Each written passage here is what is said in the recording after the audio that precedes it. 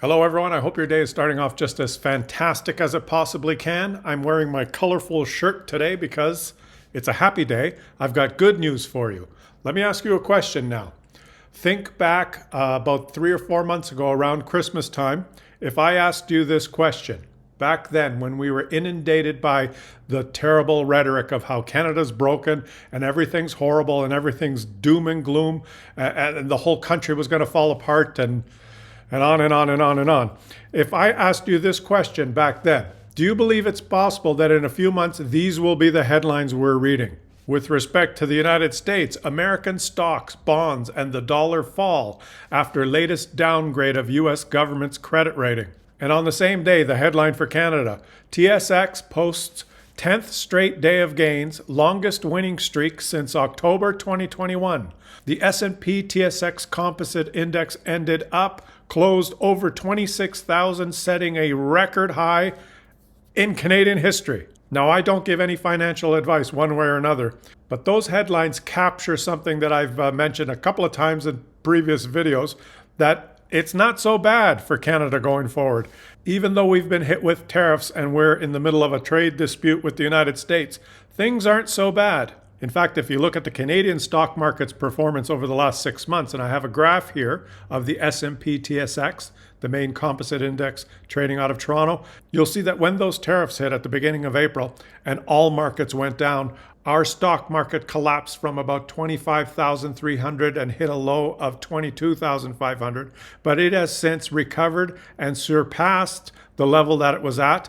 In the past 6 months, our stock market is up 4.18%. And if we look over the past year, you'll see that the Toronto Stock Exchange over the past year is up almost 16% and has just recently hit an all-time record high.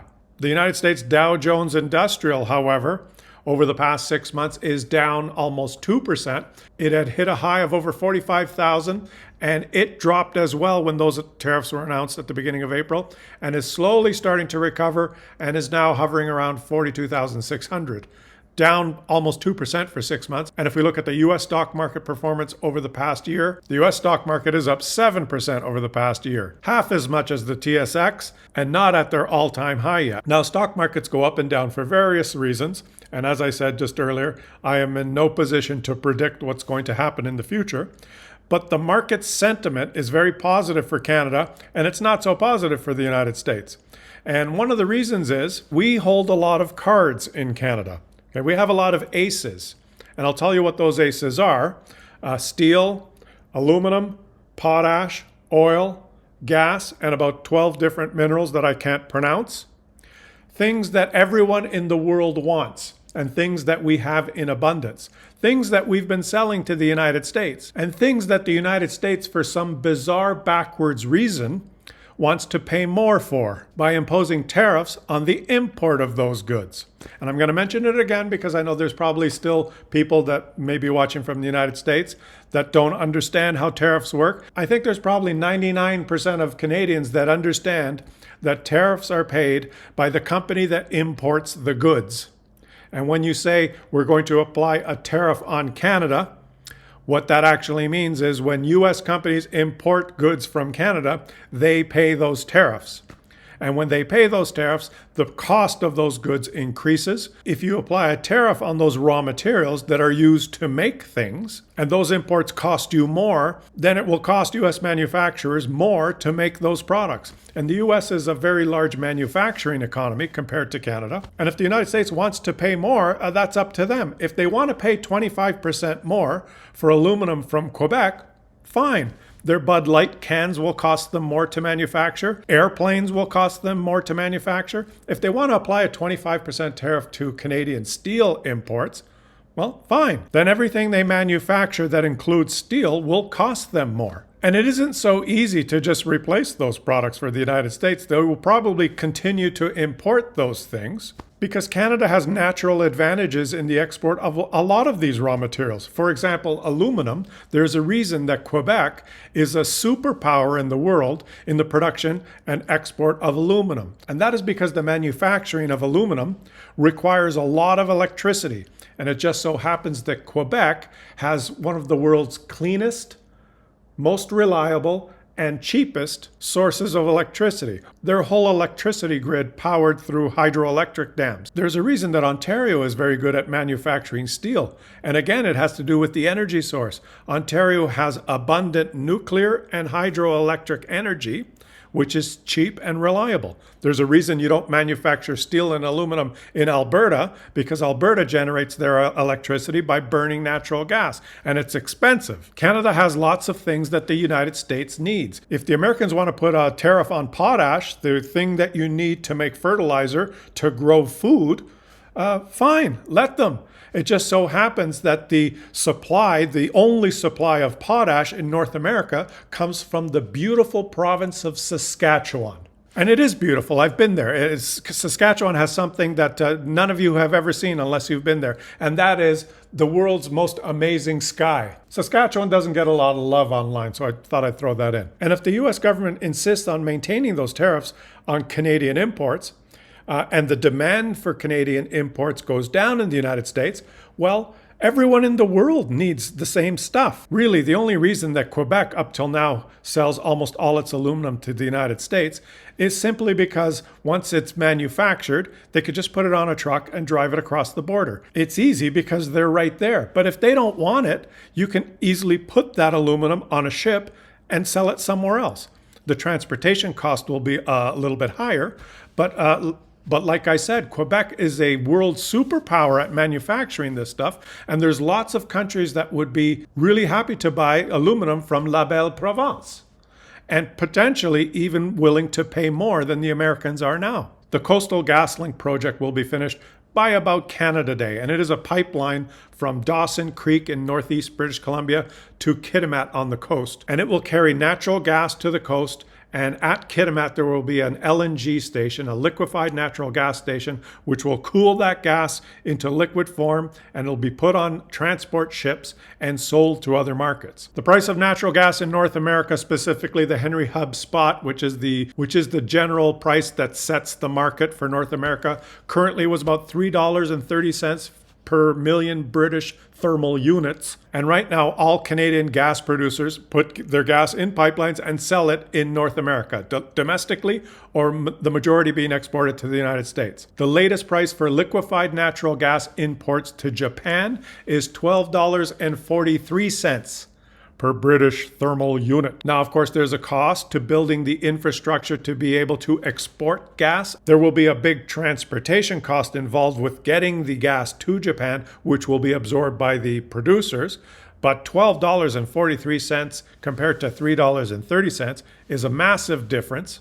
And there's a huge opportunity here, especially for British Columbia. Northeast BC has massive reserves of natural gas, and now that this pipeline is built and this route is established, it's possible to build more LNG plants, perhaps at Prince Rupert. I think it's much more likely that Canada will expand its export of natural gas as opposed to building an east-west oil pipeline. Canada's been a little bit late to the party when it comes to exporting natural gas.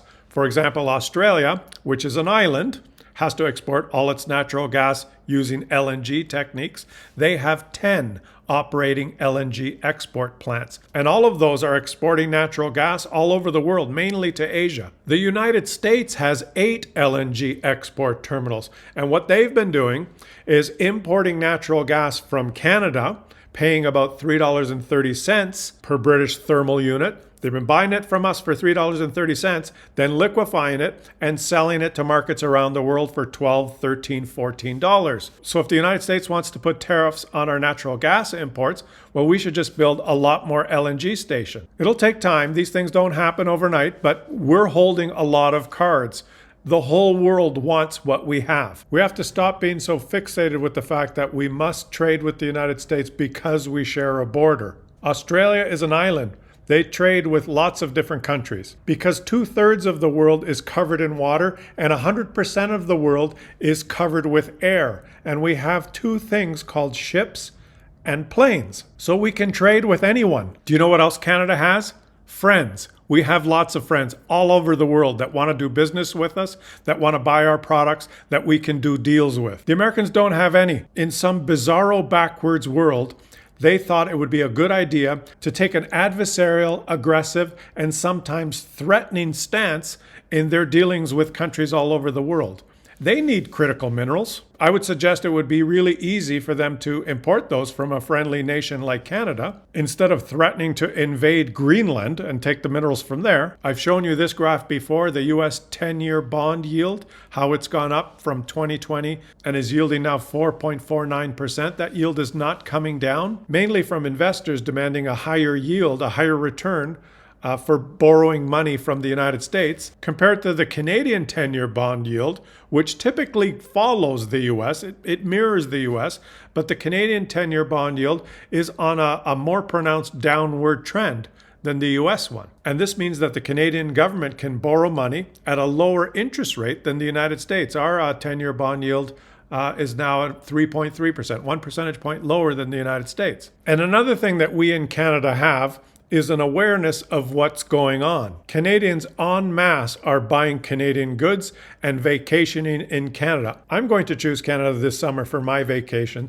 And if you look at statistics, Canadians are turning away from vacationing in the United States and staying home. Why not support local tourism within our own country and spend our hard-earned cash going on vacation in our own country? We have one of the most beautiful countries in the world. In the summer, it is by far the most beautiful country in the world. Don't go south, go east, west, or north. Did you know that if you go visit Whitehorse or Yellowknife for a vacation in Canada, you may go for a week, but you're going to get 2 weeks of sunshine because the sun comes up at 3 o'clock in the morning and doesn't set till after midnight. You get double the bang for your buck. And it's so easy to do when you log on to Expedia and your finger is hovering over that mouse button when you're trying to decide what destination you pick. And instead of clicking Las Vegas, you click Vancouver. Instead of clicking Florida, you click Quebec City. There's so many fantastic places in Canada that I think a lot of Canadians are going to discover for the first time as they change their holiday plans. And that's going to be a direct switch from money going into the US tourism industry to going into the Canadian tourism industry. And as you travel somewhere else in Canada for your vacation, people from other places in the country may travel to where you live to vacation where you just left, and the money will stay in the country, and that'll help our economy. Those are things that each Canadian has control over and that we're doing en masse. U.S. booze boycott becomes a much-needed boon for BC wineries. When Canadians walk into the store to buy a bottle of wine that they might want to enjoy with dinner, it's very easy to pick up one from British Columbia instead of one from California. So the takeaway here is that there was a lot of doom and gloom, a lot of negative talk, a lot of rhetoric right before the election and during the election campaign. But now things have calmed down and we're starting to see real numbers and reality. And I'm here to tell you that most of the headlines and most of the numbers that you read now are not that bad for Canada. I'm Canadian and I'm going to approach this with cautious optimism. I'm not going to say we're home free and everything's great. Of course, there's a lot of work to do. And hopefully our Prime Minister can guide our economy so that we continue to diversify and do business with countries all over the world. The whole world wants what we have, and we should encourage the whole world to come and visit and vacation in Canada. We have a fantastic country. Even the US president keeps talking about wanting to own us. Well, we're not for sale, and we're going to do just fine on our own. We have lots of friends around the world, and we have a lot of aces in our hand. So to end off this happy video on a positive note, let me ask you guys in the comment section, because I know most of the viewers of this video will be from Canada, leave in the comment section, what are your plans for the summer? Are you planning to go camping somewhere? Are you planning to take a trip somewhere? Are you planning to just stay home? And if you are planning a vacation, let me know if you decided to choose Canada this year instead of going anywhere else in the world to support our own economy. I'm interested in reading them, and I'm sure you all will have a lot of fun reading about what some of the plans of your fellow Canadians are. So thanks for watching, guys, and if you're enjoying the content, please subscribe to the channel. And thank you in advance to many of you who are sharing my videos on different social media platforms. I really appreciate it, and it's really nice that more Canadians are finding this channel and we're able to build a really good community here. So thanks for watching, and I'll catch you on the next one.